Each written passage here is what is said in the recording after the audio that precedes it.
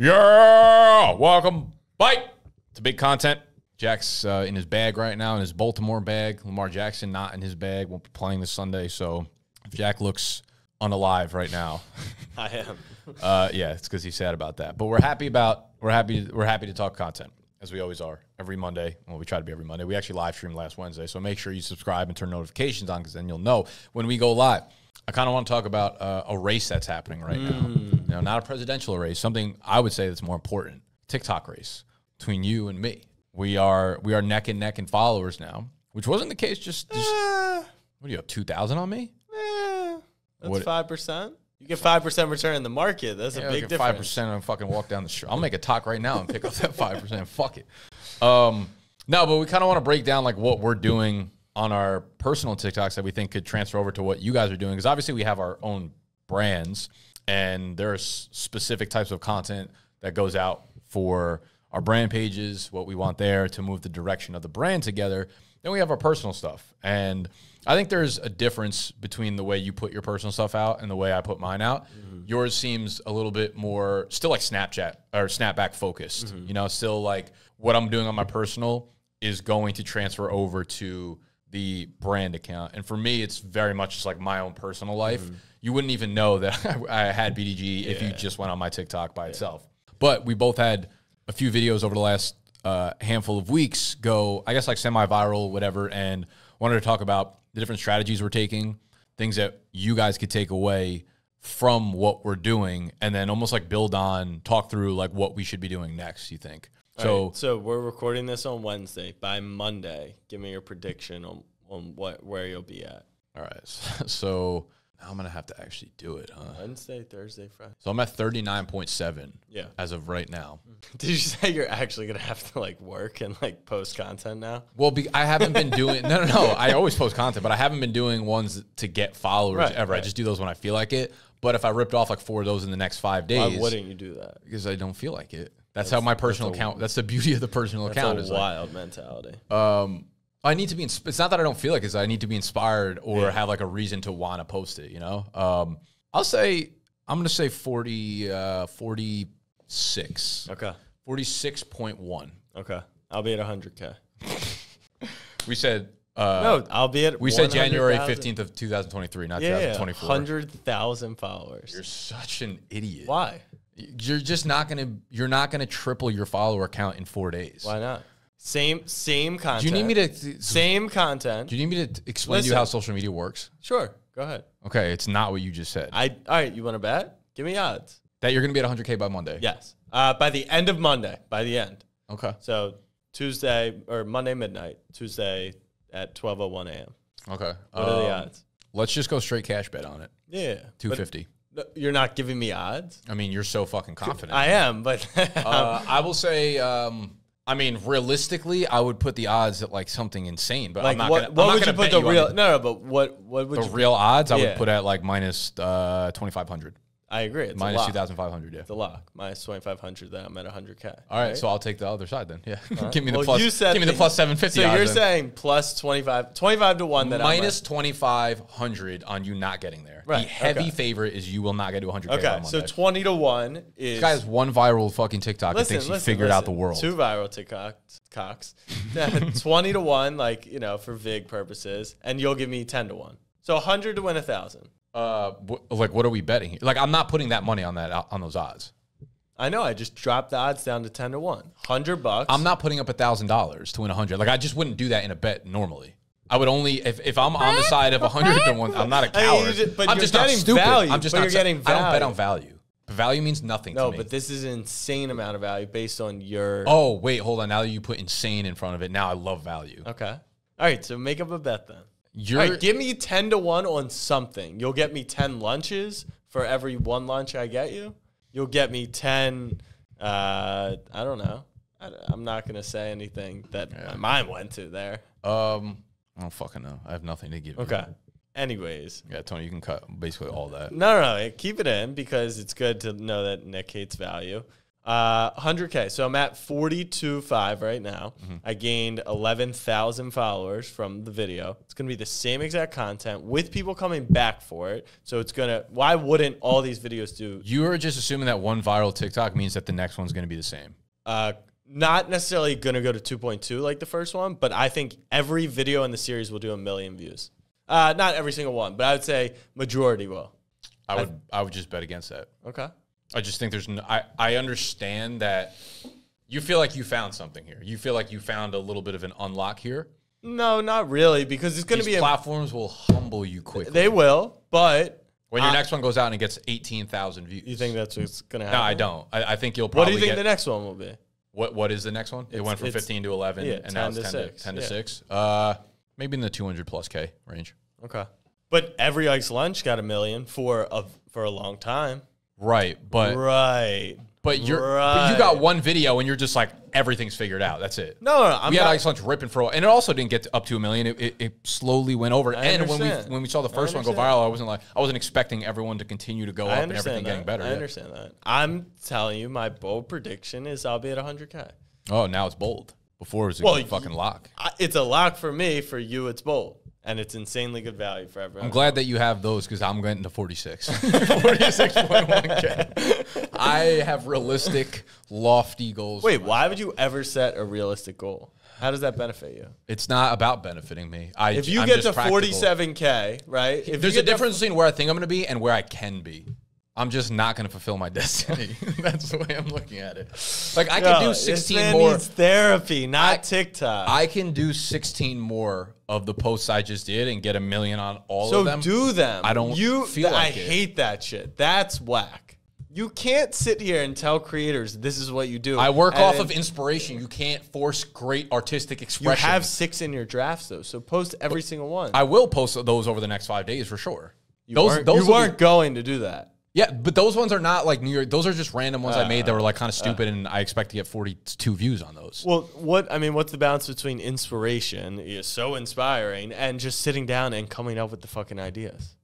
I mean, I have to be inspired by something. Oh my God. Like, I'll have to walk down the street. I'll walk home later, and then I'll be like, oh, that's something about New York. Right. And then I'm going. Okay. Yeah, but I can't force that. You know, you can't force greatness. Exactly. You don't know anything about it. This is insane. Yeah, so your stuff on TikTok was related to your Snapback Monday trips. Yes. You can explain it. The one that went viral and like what the plan is around. Every Monday we went to a Monday Night Football game. We called it Snapback Mondays for my company, Snapback Sports. We captured a shit ton of content from it, and now we are doing a bunch of episodic series, which is the top 15 rankings for stadium food, the top 15 stadiums, the best city/experience, etc. Okay. And it's going. And we posted first one. One video, 2.2 million views. What was the video? It was just from 15 to 11. The top 5 or the worst 5 effectively. So just for worst 5 stadium foods. Yeah, come on now. I'm not going to hold your hand the rest of the way.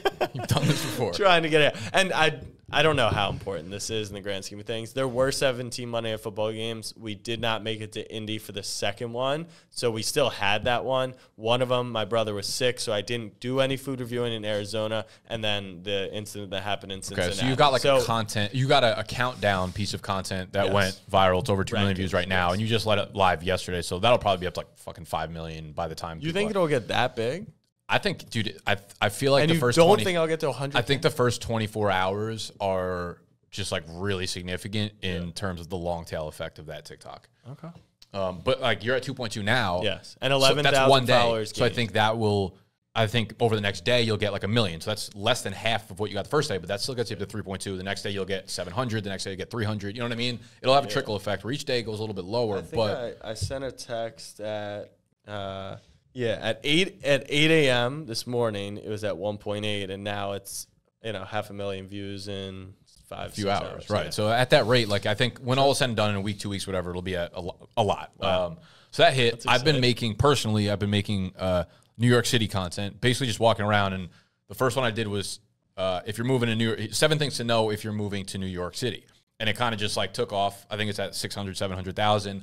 I was like, oh, okay, there's something, funny here or something cool here, or whatever. People romanticize New York City, so it works really, really well on TikTok. People love like following the lifestyle of it. So I did a part 2. That one went, I think it's at like 1.1 or 1.2 million. Did a part 3. That one dipped off a little bit. But then I did a par 4 yesterday, and that one is up to. And what's dip off mean? Like, okay, I'll show you the view. And are you playlisting them so it's easy to find? Well, I just have like NYC things, which is a mix of like Q&A and that series. Okay. So part 1 is at 646 right now. Part 2 is at 1.1. Part 3 is at 102. So it went down from 1.1 million to 100,000. Yeah. Yesterday I put out part 4. So we're talking about 24 hours later, it's at 1.5 million. So that's been going kind of crazy for me. So I've been getting a lot of followers, and my entire like demographic now on TikTok is like New York City based. And people just to be clear, Nick showed me his analytics. It's top location New York, then it's Brooklyn, and then the Bronx. I didn't even know they separated it like that. Must mean like New York is Manhattan, I'm assuming, right. or maybe just overall New York altogether. So in a way, it's similar. It's a countdown thing. It's organized. I was quick-paced with it. I made sure that I started each one out with something that was like intriguing that you wouldn't know about New York if you did it. Like, for instance, the first one I did was brunch starts like brunch. The meal starts at 1 p.m. and ends at 8 p.m. Yeah. So you're gonna hear that and you're gonna be like, what does that even mean? And I'm like, okay, brunch is kind of like a lifestyle thing here where you go out and get like absolutely, it's bottomless brunch. It's all you can drink at a lot of places. I know they offer that in other places as well, but it's a massive thing here. People do it on Saturday, they do it on Sunday, and it turns into bar hopping for the rest of the day. So that was like what I meant by that, and people get intrigued by it right away. I also passed by in the video a brunch spot that I frequent, Agave in the West Village, and I've like, and that entire comment section turned into like, I've been victimized by Agave, and I was like, yeah, like it's a real fucking thing here. So I went by, started off with like a funny but like relatable but kind of like outsider-ish look at it, and that pulled people in. And then I kind of did the same format for each and every one. What do you think part 3's performance was based on? I could tell you what it was 100%. So the 7th one I put in there was about the NYPD. Did you see this one?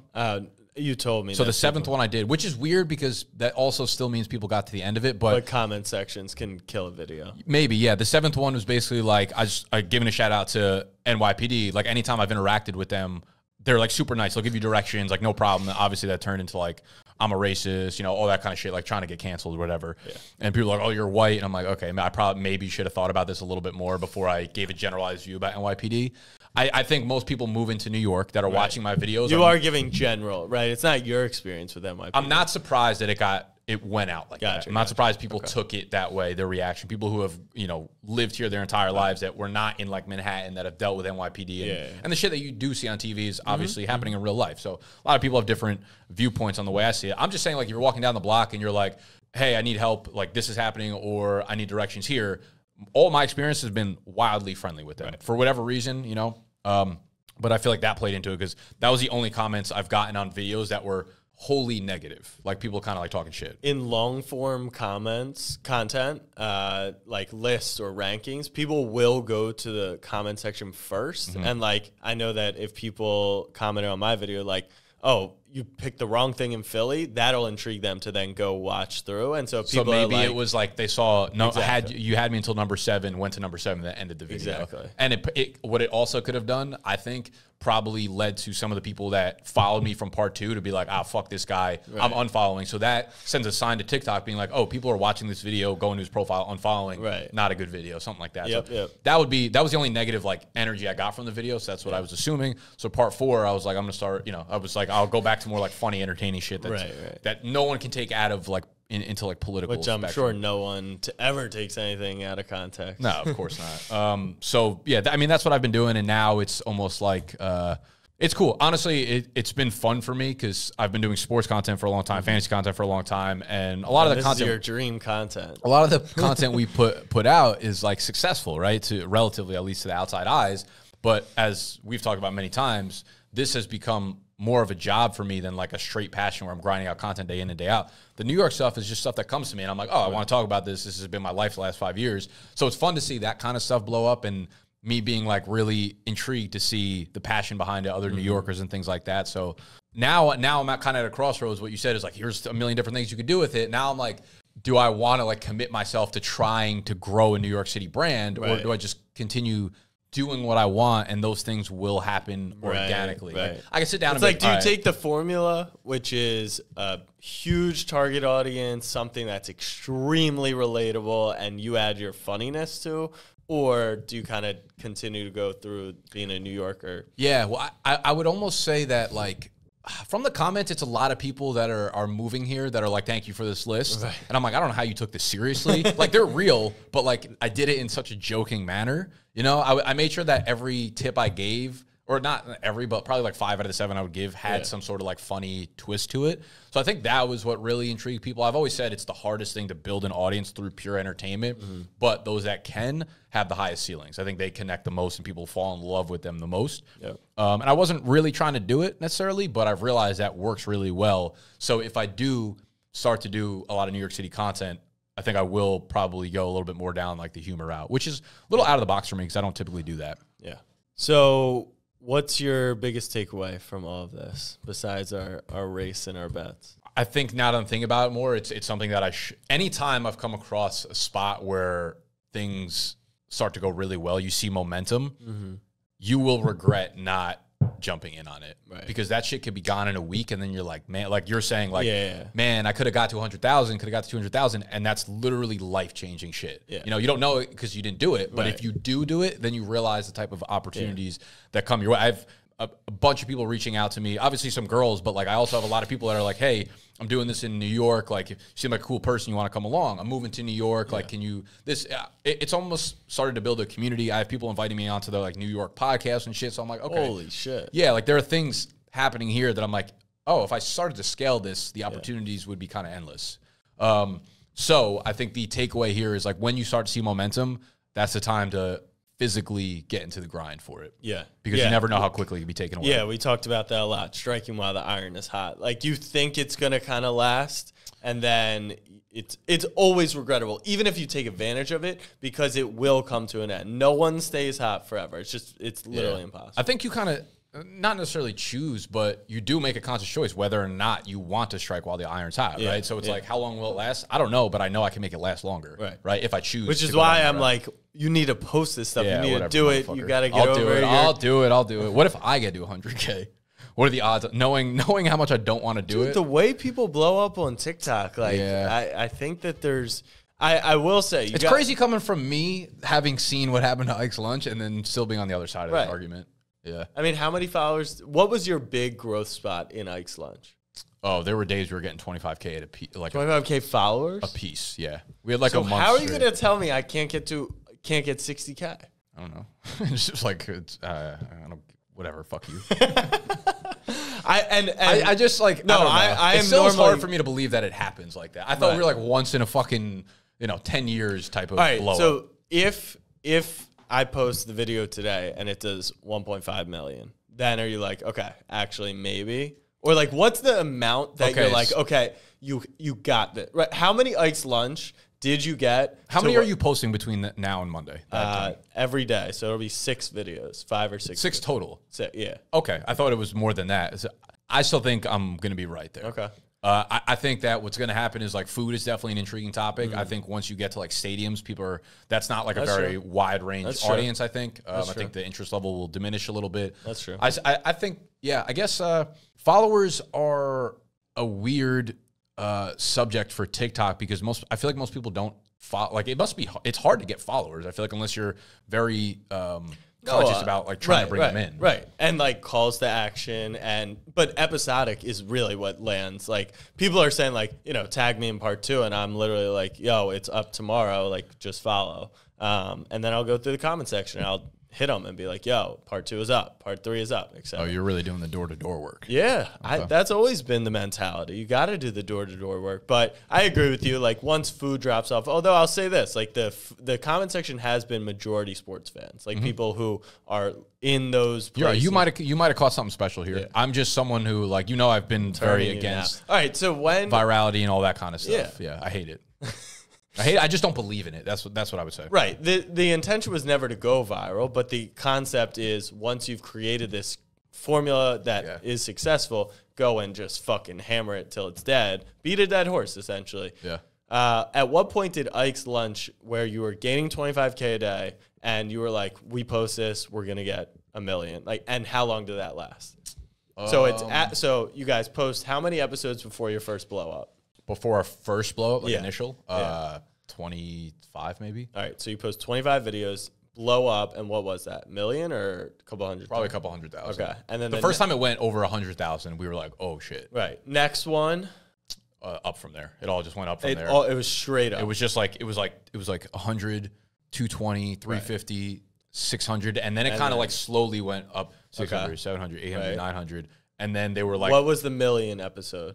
I'm not sure. Was it 40? Like it took 15 more? Or I would say like 10 to 15 more. All right, probably. So it's called 40. And then from 40 to what? How long was it getting a million? We had a really, really significant drop. I think from like 550,000 to 600 took a really long time. Right, like we found our audience that like we're not growing anymore. Just okay, but I'm talking from 40 to when?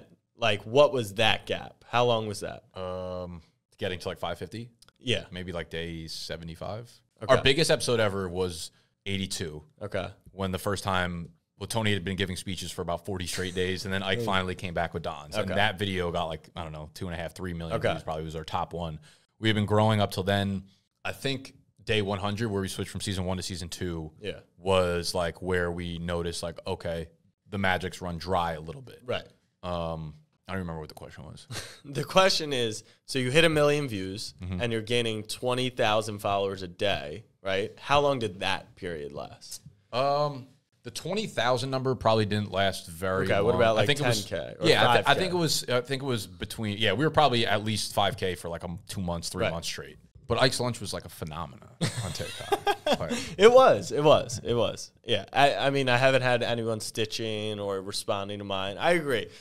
A lot will be found, and the answer could be I could gain 100 followers over the next 6 days, but that is the answer. I think this. I'm excited to see what happens. I also know I don't know that it's going to work, but I do know that I've watched others do this, and all their videos were getting hundreds of thousands. Yeah, episodical works really well because as soon as one hits, people go to your profile to look for other shit. Yeah, that's why we talked about on live stream, but we can bring it here too. Of like, should I just keep a clean profile? What do you want to achieve for? That's the other thing. Like I can continue just doing that series over and over and over again. Sell out and be a New York person, but do you want that? You don't. No, it kind of goes back to like the format you have brings your sports fans in, and they'll know Snapback because of the videos that you're making. Where I have, I get them to know BDG just through me talking about business. Right. You know what I mean? So they might not know it's like a fantasy content company. I'm not. That's why, like for personal stuff, that's why I'm not going to push myself because I use that as a place for me to like, okay, when I want to unwind or like when I want to talk about this, this is the platform in which I do that for. Yeah. But would you say it's now your favorite platform? TikTok? Yeah. I think the personal TikTok is probably my favorite place to post. Yeah. And I don't think that denying that the follower growth and engagement like doesn't make it better. Yeah, no, for sure. And I think that a lot of people get confused. Like we're not saying, I mean, you might be saying don't grow, but like it definitely plays into the equation and makes it more fun. But part of the reason it's more fun is because now you've got comments to respond to. You build a little. I will say on your point, you're like, you're wondering, hey, do I take some of these questions that are maybe about Snapback and do I answer them in between these viral videos that I'm doing? I would say you could look at me. Mm-hmm. We're both growing at like the same rate right now with videos both hitting and not hitting. Yeah. And I've been doing them in the middle and it hasn't affected like my growth being even with you. So I don't think it's like a yes or no question. I think it's again about what you're trying to accomplish, understanding like, hey, I want more people to know about Snapback or I want more people to know the real intricacies and the inside transparency about Snapback. Like people are not going to know that unless you tell them about it. Right. I don't think you should worry too much about the time and space because if those things hit, they're going to hit. I think it's more of a personal thing. If I see someone's video that goes viral, like a rankings, I go to their profile and it's tough to find it. Yeah. Then I get turned off by it or whatever. So I think what I'll end up doing after this conversation is like I'll probably post the food stuff. And if the next two do well, then I'll start doing some of the, respond to comments, questions, and then launch the stadiums and then cities, et cetera. That'll probably be how I go about it. That's fair. I think that's maybe a good plan. Do the 3 foods and then maybe take a second where you're like talking about the questions that come in and stuff. I think it'd be a good plan, man. TikTok, what a wild platform. I know. I know. What a crazy. I am actually. This is interesting. I'm curious your thoughts. I'm going to start a personal YouTube channel and just run this content on shorts. No content? The food stuff, but just as shorts. Okay. Just to kind of experiment. Like, I think I'm not going to have anything up there. It'll be my profile. Now, my face and awareness maybe has a little bit. I won't link to it. But I want to see if content that we know performs well on TikTok and Instagram can perform well on YouTube without any kind of starting point. I think that'll be interesting. Yeah, it definitely can. I think it'll be a little bit more of an uphill climb. Do you have these videos at 90 seconds or less, though? They're 60 seconds. 60 seconds. Yeah. Oh, even the one on TikTok? Yeah. Okay, so yeah. Because they're only 5. Yeah, they're only 5. That's interesting. Yeah. I mean, you might as well. There's no point not to.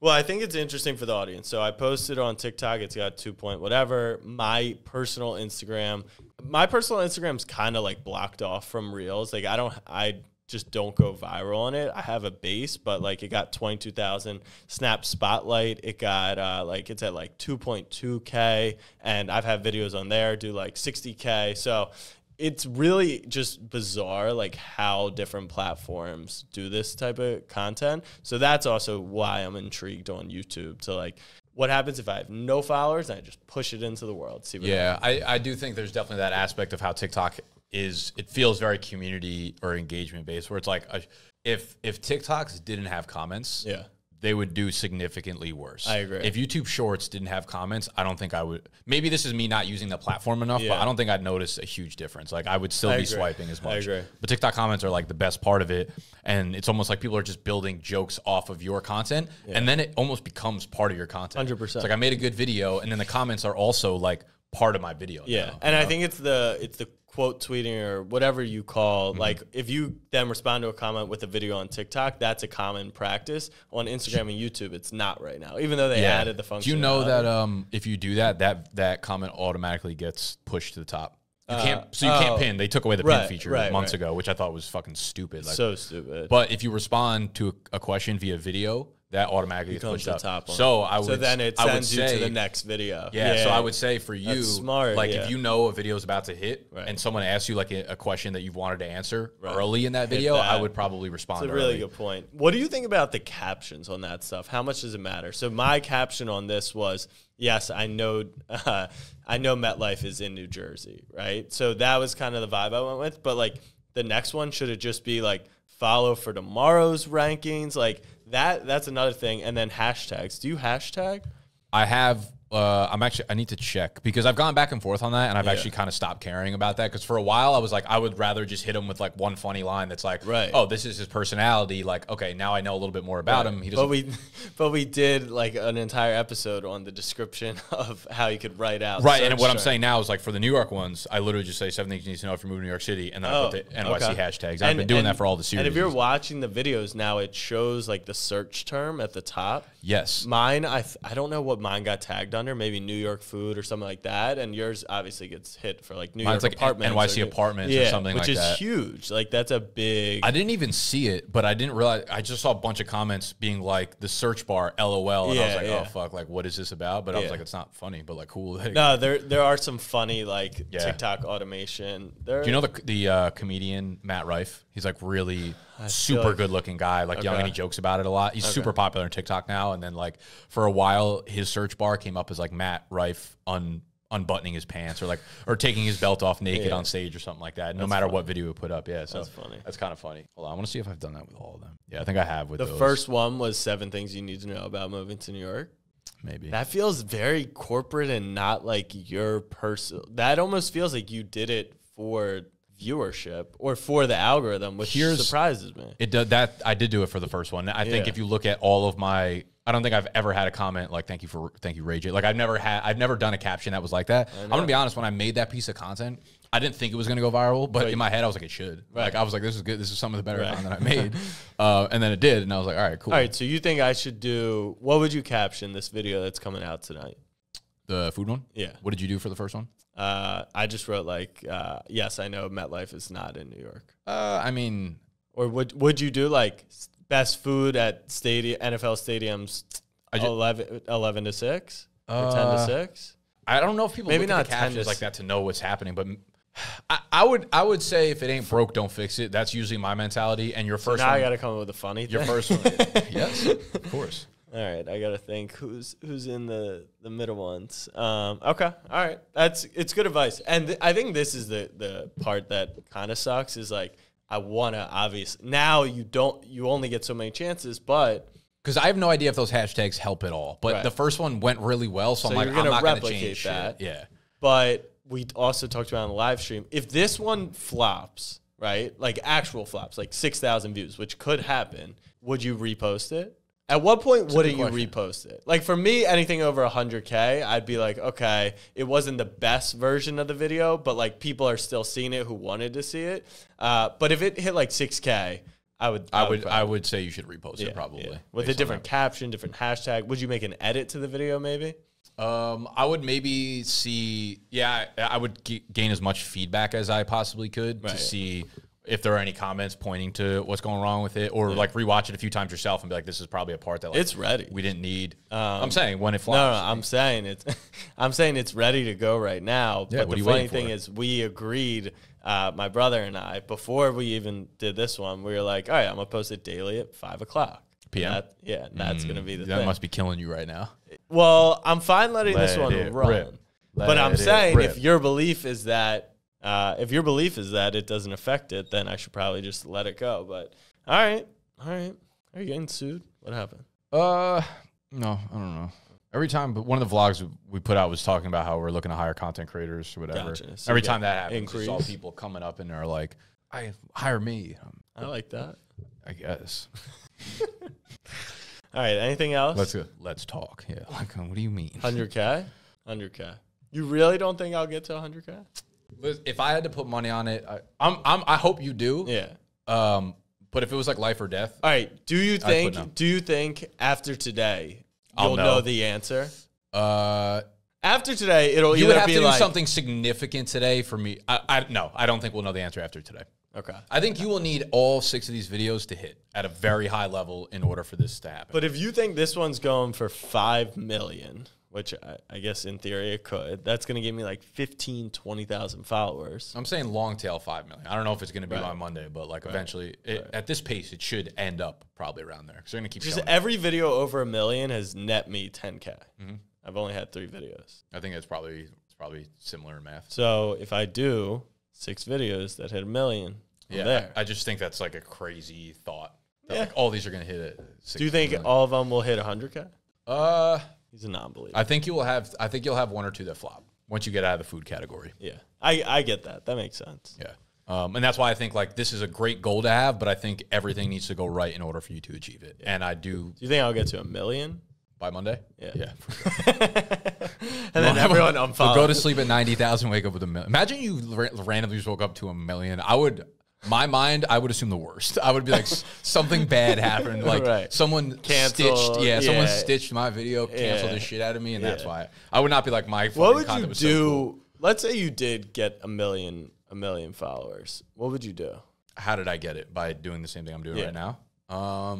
I wouldn't look to monetize it right away. I lied. I would look to monetize it just on a personal.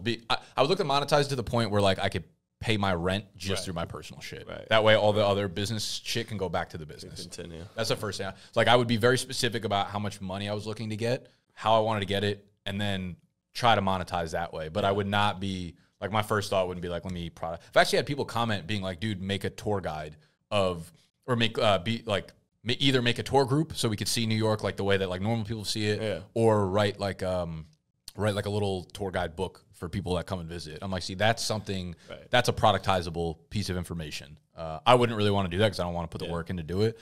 But I think I would probably look to monetize just so that it would pay for a minute. Yeah, the more I think about this, the more I'm getting a lot of eyeballs, getting a lot of followers, but I got to build a community around it. That's really the key. So I probably got to talk about, we will talk about how much money was spent in each spot and how it works from a business perspective, but yeah, it's otherwise you just have followers, and that doesn't really help you much. Yeah, I mean, like going to like Ike's lunch, that's kind of the same thing. It's like we have I know what I need for our business, and it's very specific to our niche, and I'm like, we need to get refocused again on what we're doing. So it's like, yeah, the eyeballs are great, but at the end of the day, we're preparing to be in this business for 5, 10, 20 years. Yeah. We need to go on like a real path to get there rather than just like randomness. So you need an offsite in your conference room. Yeah. Everyone lock in the conference room. You're off of the original site. Yeah. All right. Anything else? No. All right. That was good.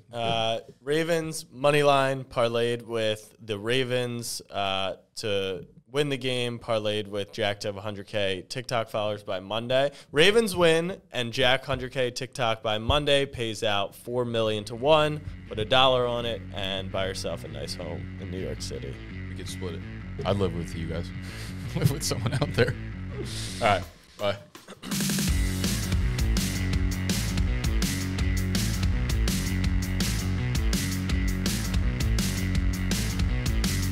What about what I just said made you feel like it's time to fuck around? Well, I wanted to make sure that when I said I want to kill myself, that if we were live or not.